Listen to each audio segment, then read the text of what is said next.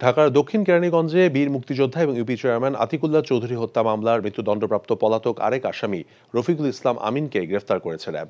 দুপুরে নারায়ণগঞ্জের সিদ্ধিরগঞ্জের আদমজীতে র্যাবের সদর দফতরের সংবাদ সম্মেলনে এই তথ্য জানান র্যাব 11-এর অধিনায়ক লেফটেন্যান্ট কর্নেল তানভীর মাহমুদ পাশা।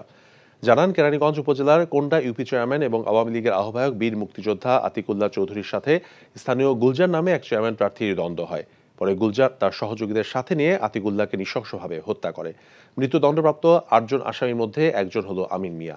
এর আগে গত বছরের 24 আগস্ট মূল আসামি গুলজারকে গ্রেফতার করে পুলিশ।